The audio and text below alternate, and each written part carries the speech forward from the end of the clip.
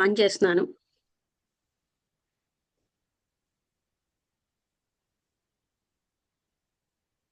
ఓం శ్రీ సద్గురుభ్యో నమః. ఈరోజు 9వ తారీఖు 1 జనవరి నెల గురువారం 2025 సంవత్సరం. ఈరోజు మన గ్రంథం మాస్టర్స్ అండ్ ద పాత్. ఈ గ్రంథం గురించి శ్రీ లక్ష్మీ మేడం గారు సత్సంగ భాషణం చేస్తున్నారు. అందరికి మండే, ట్యూస్డే, వెడ్నెస్డే కృష్ణమూర్తి గారి టాపిక్ అవుతుంది. Thursday, Saturday, Sunday masters in the path.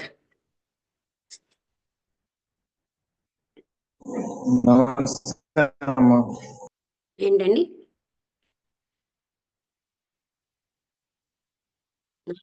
ఇంకా స్టార్ట్ అవ్వలేదు. మాస్టర్స్ ఇన్ ద పాత్ అవుతుంది. అలాగేనమ్మా.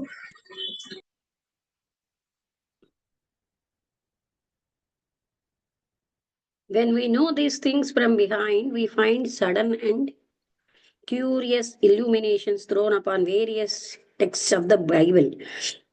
అంటే ఎన్నో రకాలైన బైబిల్లో ఎన్నో దాంట్లోంచి మనకి ఎన్నో రకాలైనవి వస్తూ ఉంటాయి. ఇందులో this danger point in the life of the initiate is indicated in the gospel story. అంటే వాళ్ళకి అన్ని కూడా చాలా వరకు ఉంటాయి అన్నమాట.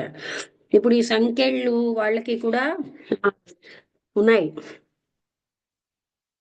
ఇన్ ద వైల్డ్ అంటే ఎవరు కూడా హయ్యర్ లెవెల్లో చదవరు కదా, లోయర్ లెవెల్లోనే ఎప్పుడు మమ్మల్ని క్రీస్తు రక్షిస్తుంది ఇలాగే మాట్లాడుకుంటారు. కానీ హయ్యర్ లెవెల్లో దాని సింబాలిక్ మీనింగ్స్ ఎవరికి వెళ్ళరు కనుక ఎవరో తప్ప వాళ్ళకి తెలియదు. క్రిస్టియానిటీ కూడా danger point in the life of the initiate అంటే గాస్పెల్ స్టోరీలో కూడా ఈ డేంజర్ పాయింట్ చెప్పారు. ఎవరు? ఈ దీక్షాపరుడు. ఆయనకు ఉన్నటువంటి టెంప్టేషన్స్తో baptism of the Christ by John అనేది అంట్లో ఉంది. ద 40 రోజులు, అదే ఇది చదివిసిందే ఇంకోసారి చెప్తున్నాము. Wilderness symbolises the period during which the అంటే కొంతమందికి మెంటల్ బాడీలోని ఇదేమోని 40 సంవత్సరాలు కూడా పడుతుంది అంటున్నారు.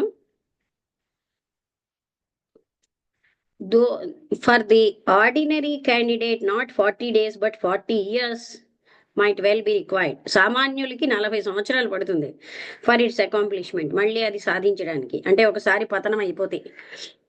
జీసస్ జీవితంలో it was the period when his brain was being adapted to the incoming Christ, రాబోయే క్రీస్త్. ఇప్పుడు జీససే క్రీస్త్ అని అంటే క్రీస్తు తత్వం రావడానికి ఆయనకి అంత time పట్టిందిట. Then the devil, who in the symbolism represents the lower nature, devil అంటే ఇక్కడ మన యొక్క lower nature, comes to tempt the initiate. అది ఏం చేస్తుంది? మనలో ఉన్న లోయర్ నేచరే కదా, ఇది కావాలి అది కావాలని ఇటు అటు మనం వెళ్తాం. ఈ యాస్ట్రల్ బాడీ యొక్క కోరికలు అది టెంప్ట్ చేస్తుంది, అంటే మనని అటువైపు వెళ్ళేటట్టుగా చేస్తుంది.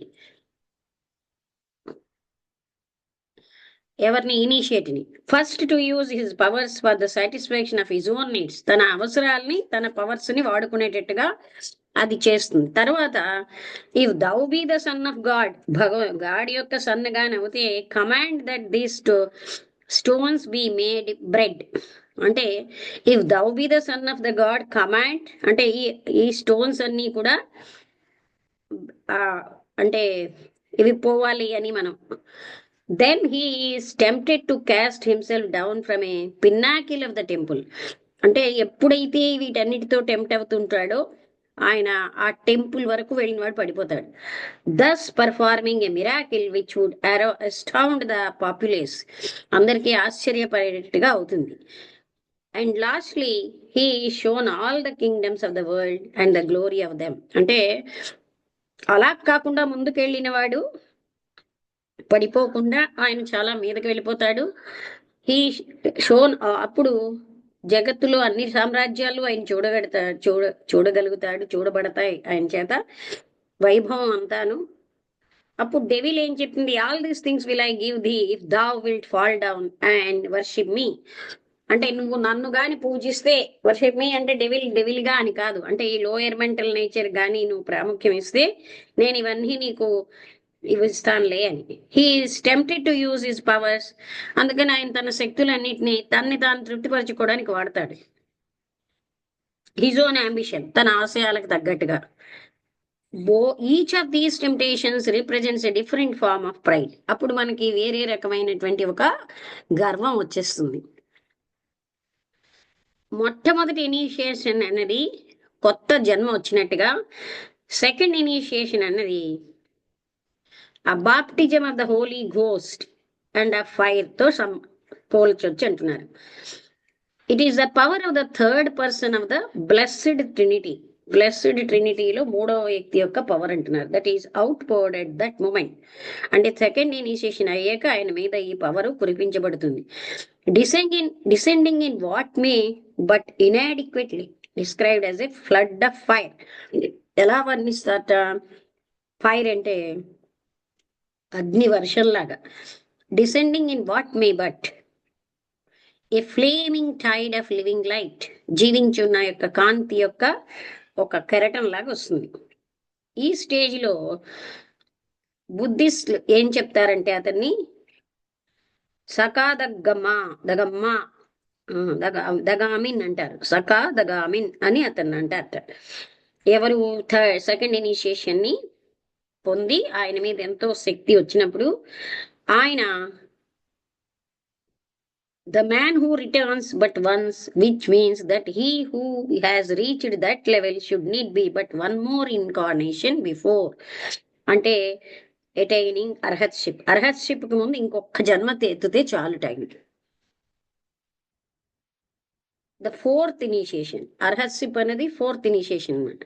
దాని తర్వాత అక్కడ కంపల్సరీగా భౌతికమైన జన్మ లేదు. అంటే వాళ్ళకి ఇచ్ఛాపూర్వకంగా వస్తారు కానీ కంపల్సరీగా జన్మ తీసుకోక్కర్లేదు. ఈ సెకండ్ స్టెప్ కి హిందువులు ఏమిటంటారంటే కుటీచక అంటారు. అంటే కుటీరం అంటే హట్ నిర్మించుకున్నవాడు. అంటే ఆయన శాంతియుతమైన స్థలాన్ని చేరినవాడు అని అర్థం అనమాట కుటీచక అన్నదానికి.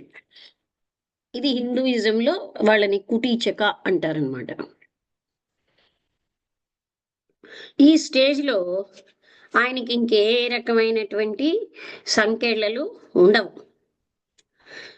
A period of considerable psychic and intellectual advancement. అప్పుడు ఆయనకి భౌతికమైన పీరియడ్ ఆఫ్ అంటే భౌతికంగా మానసికంగాను బుద్ధిపూర్వకంగాను బుద్ధితోటి ఉన్న అభివృద్ధి ఉంటుంది. ఇప్పుడు సైకిక్ ఫ్యాకల్టీస్ అని మనం అంటున్నవి have not been previously acquired. అవి మనం పొందలేదు. It is the tradition that they should be developed at this stage. అంటే ఈ స్టేజ్లోనే అవి డెవలప్ అవుతాయి. As without them it would seem practically impossible. ఇంకా అవి కానీ డెవలప్ అవ్వకపోతే జ్ఞానాన్ని అయినా ఇంకా హయ్యర్ జ్ఞానాన్ని పొందలేడు. ఇప్పుడు ఇవ్వబడిన జ్ఞానాన్ని ఆయన పొందలేడు. అందుకని హయ్యర్ వర్క్ ఫర్ హ్యుమానిటీ, మానవాళికి ఉన్నతమైన పని చేయాలన్నమాట. అందులో ఇనిషియేట్ ఇప్పుడు ఉన్న స్థితిలో ఆయన ఇంకా హయ్యర్గా హెల్ప్ చేస్తాడు. ఆయనకి యాస్ట్రల్ కాన్షియస్నెస్ అనేది తన అంటే ఈ ఫిజికల్ వేకింగ్ లైఫ్లోనే ఉంటుంది. ఆ పరిస్థితిలో అంటే ఆయన జాగరూకావస్థలోనే యాస్ట్రల్ కాన్షియస్నెస్ కూడా ఉంటుంది. నిద్రావస్థలో ఈ స్వర్గం అనేది ఆయనకి ఓపెన్ అవుతుంది. ఎందుకంటే ఆ వ్యక్తి తన యొక్క భౌతిక శరీరం నుంచి higher than it is while he still burdened with the house of flesh. అంటే ఈ శరీరంతో ఉన్నంతసేపు కూడా ఆయన during sleep the heaven world will open. ఎందుకు అంటే ఈ కాన్షియస్నెస్ చైతన్యం, మనిషి యొక్క చైతన్యం అన్నది ఫిజికల్ బాడీలో ఉన్నప్పుడు ఒక స్టేజ్ హయ్యర్ గానే ఉంటుంది. అంటే శరీరంతో రక్తమాంసాలతో ఉన్న శరీరానికి డాక్టర్ బిసెంట్ ఏం చెప్పారంటే ఆవిడ initiation the perfecting of man అనే ఒక పుస్తకంలో సచ్చే అంటే ఆల్టర్నేటివ్ ఇంటర్ప్రిటేషన్ వేరే రకంగా దీన్ని వివరించారు. ఆవిడ ఏం చెప్తున్నారంటే ఒక వ్యక్తి థర్డ్ ఇనిషియేషన్కి రావడానికి ముందు ఆయన స్పిరిట్ ఆఫ్ ఇనిషియేషన్ అంటే బుద్ధిని down to his physical consciousness, తన బుద్ధిని భౌతికమైన కాన్షియస్నెస్కి తెచ్చేటట్టుగా ఉండాలి. ఆ బుద్ధిక్ ప్లేన్ అనమాట. So that it may abide in him and guide him. అప్పుడు అతనిలో ఉండి గైడ్ చేస్తుంది. ఇంకా ఏం చెప్తున్నారంటే ఈ ప్రాసెస్ అన్నది సాధారణంగా సైకిక్ ఫ్యాకల్టీస్ డెవలప్ అవడానికి పనికొస్తుంది. సైకిక్ అనే అర్థంలో సహజ అంటే మనం అనుకున్న ఇలాగా కాకుండా higher level. But it does not mean the development of అంటే దాని అర్థం ఏంటి, మనం దూర శ్రవణం, దూరంగా ఉన్నవి చూడడం, అవి డెవలప్ అవడం కాదు. Which depend on a different process. అవన్నీ కూడా డిఫరెంట్ ప్రాసెస్ కి మీద ఆధారపడతాయి. అంటే మనమేమో సైకిక్ ఫ్యాకల్టీస్ అనగానే ఏవేవో సిద్ధులు వచ్చేస్తాయని కాదు. అప్పుడు మనకి ఆ స్థితికి వచ్చాక ఇంకా ఉన్నతమైనటువంటి జ్ఞానాన్ని అవగాహన చేసుకునే సైకిక్ పవర్స్ వస్తాయి. అందుకని అలాంటి వాళ్ళు సెకండ్ ఇనిషియేషన్ అయిపోయాక చాలా ఉన్నతమైన సేవ చేస్తూ ఉంటారు. థర్డ్ ఇనిషియేషన్ ఈ విధంగా candidate sub stages of the second initiation లో 4 స్టేజ్లు దాటిపోయాక వన్స్ మోర్ బికమ్ ఆయన్ని గోత్రాభూ అంటారు. ఆయన థర్డ్ ఇనిషియేషన్కి రెడీ అయ్యాడు అనమాట. టు బికమ్ ద అనగామిన్ అంటే థర్డ్ ఇనిషియేషన్ పొందిన వాళ్ళని అనగామిన్ అంటారు. దాని అర్థం ఏంటంటే మళ్ళీ తిరిగి వెనక్కి రానివాడు అని అర్థం అంటారు. ఎందుకంటే he will attain the next initiation in the same incarnation. ఇదే జన్మలో ఆయనకి ఇంకో ఇన్కార్నేషన్ కూడా వచ్చేస్తుంది అని. హిందూ నేమ్ ఈ స్థితికి హంస అంటారట. అంటే హంస అంటే మనకు తెలుసు కదా, ఈ వర్డ్ అనేది సోహం సహ అహం అనే స్థితి అనమాట. అంటే అదే అయి ఉన్నాను. అందుకని ఒక సాంప్రదాయం ఉంది, ఈ హంస అన్నది నీటిని పాలని సెపరేట్ చేయగలదు. అలాగే ఇలాంటి స్థితికి వచ్చినటువంటి మహర్షి ఆయన నిజమైన వాల్యూ, జీవించున్న వస్తువులన్నింటి యొక్క వాల్యూని తెలుసుకోగలడు. అందుకని ఆయనకి అవి సెపరేట్ చేయగలడు, ఏవి శాశ్వతం ఏవి కాదు, వేటికి ఎంత వాల్యూ ఉంది అని. ఈ ఇనిషియేషన్ అన్నది క్రిస్టియన్ సింబాలిజంలో ట్రాన్స్ఫిగరేషన్ ఆఫ్ ద క్రీస్త్ అంటారు. ఆయన ఒక ఎత్తైనటువంటి పర్వతానికి వెళ్ళాడు వేరేగా. ఆయన అక్కడ ఆయన డిసైపుల్స్ ముందు ఆయన మారేడు ఈ విధంగా. ఆయన హిస్ ఫేస్ డిడ్ షైన్, సూర్యుడిలాగా ప్రకాశించింది. ఆయనకి లైట్ లాగా తెల్లటి కాంతితో ఉన్నట్ట. ఎక్సీడింగ్ వైట్ ఎస్ నో అంటే ఎంత తెలుపు అంటే మంచులాగా. అందుకని no fuller and earth can white them, ఇంకా ఏది కూడా భూమి మీద ఇంకా వైట్ చెయ్యలేదు, అంటే అంత వైట్ అయిపోయారు. ఈ వర్ణన ఏమిటి చెప్తోంది అంటే అగాయిడిస్ ద గ్లోరిఫైడ్ మ్యాన్ అంటే మళ్ళీ వెనక్కి రానటువంటి వాడు. And it is no inaccurate picture of what happens at this initiation. అంటే ఈ ఇనిషియేషన్ లో ఏం జరుగుతుంది అన్నది అంత యాక్యురేట్ పిక్చర్ కాదు ఇది.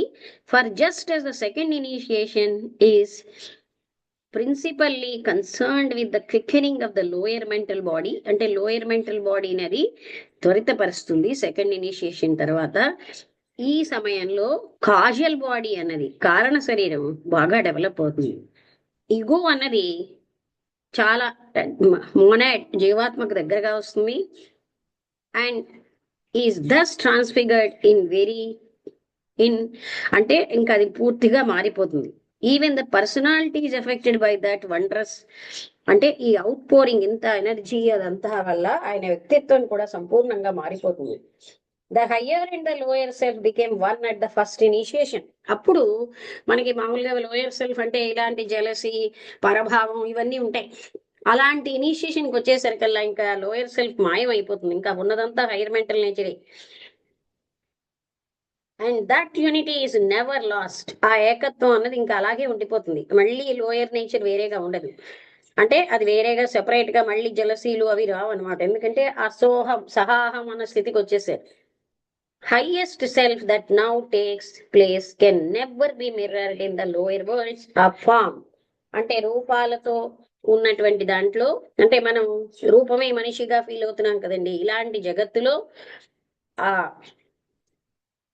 ఇలాంటి లోయర్ ఫామ్ అన్నది మళ్ళీ కనబడదు. అంటే వాళ్ళు ఆ స్థితికి వచ్చిన తర్వాత ఇంకా ఈ సెపరేట్నెస్ కానీ ఆ తర్వాత యూనిటీవే ఉంటుంది అక్కడ. గాస్పెల్ స్టోరీ అంటే బైబిల్లో ఏం చెప్తోందంటే, at the transfiguration there appeared Moses and Elijah, the chief figures of old dispensation. వాళ్ళు కనబడ్డారు అక్కడ. One the greatest of the Jewish prophets, ఈ మోసెస్ ఏమో జూయిష్ ప్రాఫిట్స్ లో గొప్పవాడు, ద అదర్ అంటే Elijah representing the Jewish law. Thus the two dispensations are methods of approach to truth. ఈ విధంగా వీళ్ళు సత్యం దగ్గరికి అంటే అప్రోచ్ టు ట్రూత్ దగ్గరికి అంటే రావడానికి ఆ విధమైన స్టెప్స్ అనమాట. That of the following of the law and that of the inspiration of ప్రొఫెసీ. అందుకని వాళ్ళకి ఆ లాని ఫాలో అవుతారు, తర్వాత ప్రొఫెసీ యొక్క ఇన్స్పిరేషన్ కూడా వస్తుంది. Are represented as with him who was about to establish a new dispensation. ఇప్పుడు కొత్తగా ఉన్నటువంటి దాంట్లో వీళ్ళకి కొత్త కొత్తవి వస్తూ ఉంటాయి. That are the gospel and all these symbols have meanings referring to the actual facts of the third initiation. అంటే అలాగే అక్కడ క్రిస్టియన్ దాంట్లో వర్ణించబడింది. వాళ్ళు థర్డ్ ఇనిషియేషన్కి వచ్చేసరికల్లా ఆ స్థితి ఉంటుందని. అంటే ఇక్కడ మనం ఏం తెలుసుకోవాలి, ఇంకా అక్కడ పడిపోవడం ఉండదు. లోయర్ మెంటల్ హయ్యర్ మెంటల్ ఒకటి అయిపోతాయి. ఇంకా వాళ్ళు ఏనాడు కూడా లోయర్ మెంటల్ వేరేగా ఉండే స్థితికి రారు. ఇంకొక సింబల్ ఏంటంటే ఈ స్టెప్ కి సంబంధించి gospel story of the presentation of the Christ to his father in the temple. అంటే ఈ స్టోరీ ఏదో ఉంది, క్రీస్ట్ ఏమో తన టెంపుల్లో ఉన్న ఫాదర్ తో ఉన్న story. In the traditional account this is somewhat out of place. ఇప్పుడు ట్రెడిషనల్ గా ఇదేమో అని అంతగా లేదుట. Christ is then presented as a little child. అప్పటికి క్రీస్తు ఏమో ఒక చిన్న పిల్లవాడుగానే వచ్చాడు. At this stage of the man's progress, మనిషి యొక్క అభివృద్ధి స్థితికి వచ్చే వరకు సరికల్లా ఆయన spiritual king of the world అంటే జగత్ యొక్క ఆధ్యాత్మిక కింగ్ దగ్గరికి ఆయన తీసుకొస్తారు. The mighty head of the occult hierarchy, మనం అనుకున్నాం కదా స్టార్ తో రిప్రజెంట్ చేస్తున్నారు, ఆయన ముందుకు తీసుకొస్తారు. Who at this third step either confers the initiation himself or deputes one of his peoples. ఆయనంతటా ఆయనే ఇవ్వచ్చు, లేకపోతే తన శిష్యుని కూడా ఇవ్వచ్చు, చెప్పొచ్చు నువ్వు ఇయ్యని. The three lords of the flame who came with him from Venus to do so. అక్కడ వీనస్ నుంచి ముగ్గురు ప్రభువులు వచ్చారు ఆయనతో పాటు. And in the later event the man is presented to the king soon after the initiation. ఆయన యొక్క initiation అవగానే కింగ్ కి బహుకరణగా ఇస్తారు ఈ వ్యక్తిని. Has taken place. Thus the Christ is brought in to the presence of the father. ఆ విధంగా క్రీస్తుని కూడా తీసుకొచ్చారు ఆ ఫాదర్ సమక్షంలోకి. The buddhi in the initiate is raised until it becomes one with its origin on the nirvanic plane. అంటే ఇప్పుడు buddhic plane ఏమో టోటల్ గా దాని యొక్క మూలంతో ఏకమైపోతుంది. Very wonderful union between the first and the second principles in man is then affected. అప్పుడు ఈ రెండు కూడాను అంటే ఇప్పుడు ఆయన వన్నెస్ లోకి వచ్చేసాడు, ఇంకా ఆయనకి డిఫరెన్సియేషన్ ఏమీ లేదనమాట. అంటే హయ్యర్ స్థితులను ఇంకా మనం బాగా వర్ణించడానికి అవ్వదు, కానీ ఆయనకి ఇంకా అంటే ఏ ప్లేన్ లో కూడా యూనియన్ వచ్చేసింది, అంటే ఇంకా హయ్యర్ స్టేజ్కి వచ్చాడు. అనగా ఎప్పుడు కూడా ఆయన యొక్క డైలీ వర్క్ అనేది చేస్తూ all the splendid possibilities given by the full position of the, ఎంత ఉన్నత స్థాయికి వెళ్తే అంత ఉన్నత సర్వీస్ చేయడమే.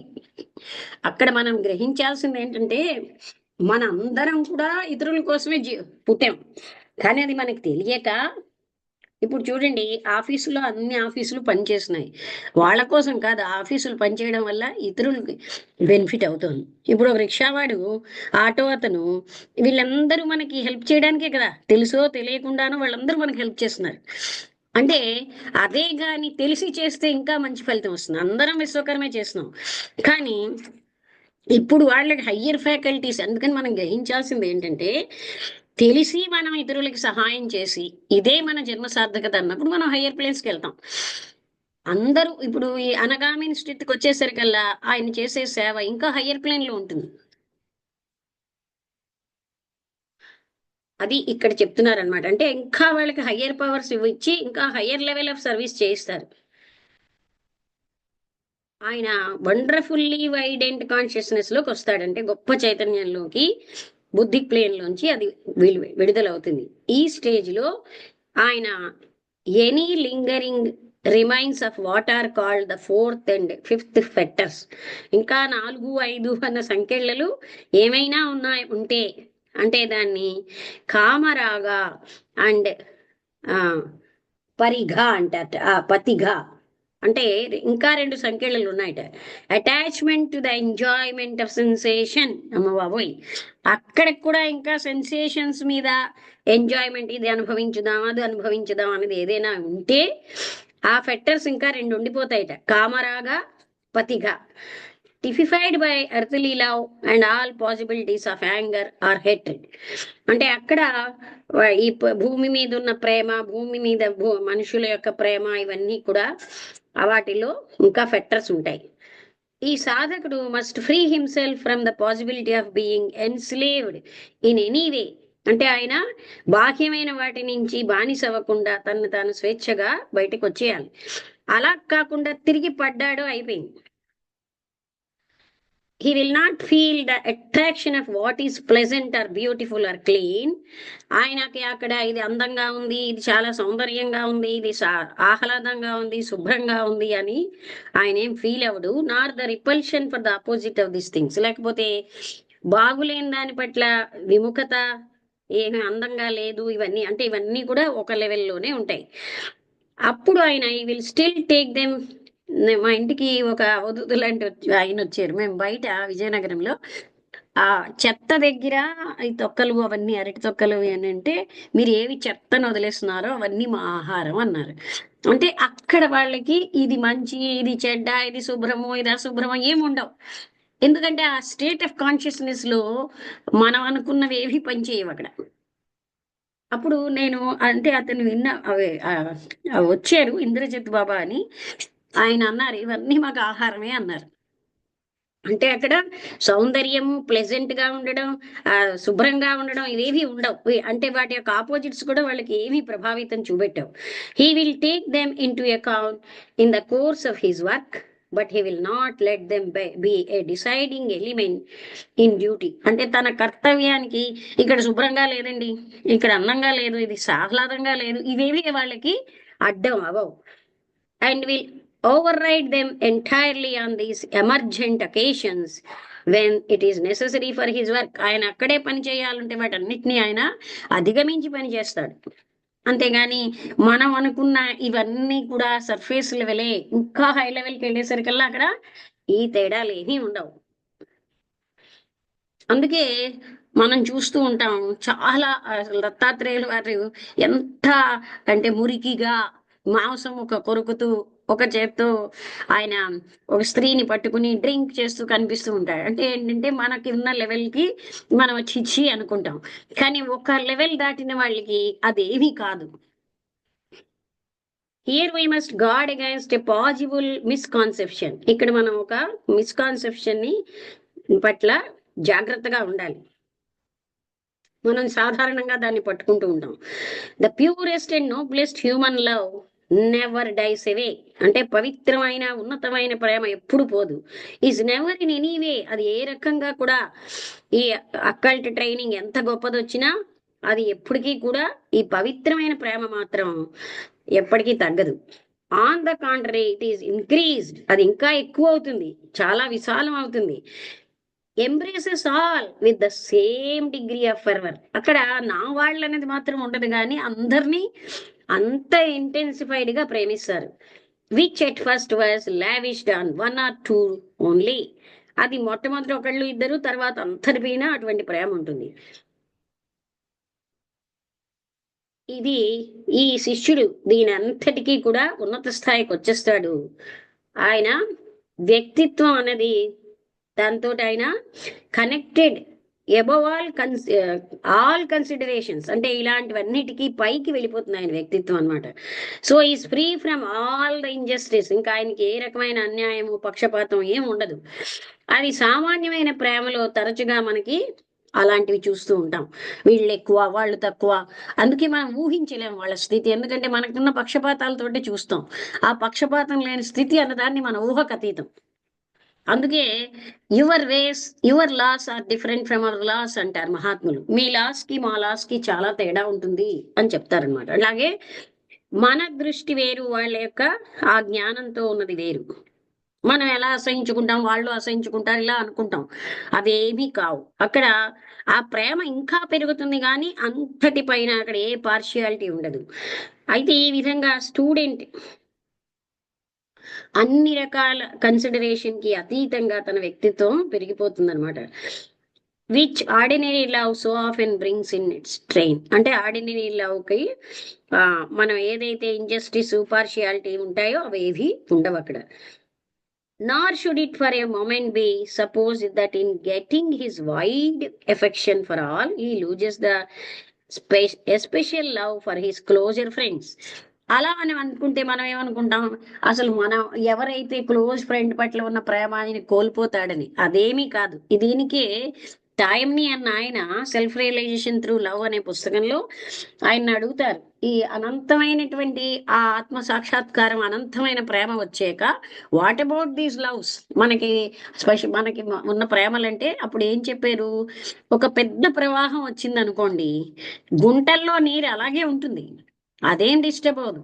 అలాగే ఈ ప్రేమలు అలాగే ఉంటాయి, అవేమి డిస్టర్బ్ అవ్వవు, కానీ పార్షియల్ లవ్ ఉండదు. He loses the especial love for his closer friends. అంటే స్పెషల్ గా ఇక్కడ ఏంటంటారు, should it for a moment be supposed that, అంటే అలా అయిపోతుందని అనుకోకూడదు. Unusually perfect link between Ananda and lord Buddha. అదే ఎగ్జాంపుల్ చెప్తున్నారు. ఆనంద అన్న ఆయనకి చాలా దగ్గరగా ఉండేవాడు అనమాట, పర్సనల్ అసిస్టెంట్ లాగా. ఆయన చెప్పిన బోధలన్నీ ఎప్పటికప్పుడు రాసుకునేవాడు. అటువంటి శిష్యుడు ఎవరికైనా గురువుకి ఇష్టమే కదా. అందుకని ఆ బుద్ధుడు అంత ఎన్లైటెడ్ స్టేజ్ లో ఉన్న ఆనందుడికి బుద్ధుడికి ఉన్న ప్రేమ అన్నది యాజ్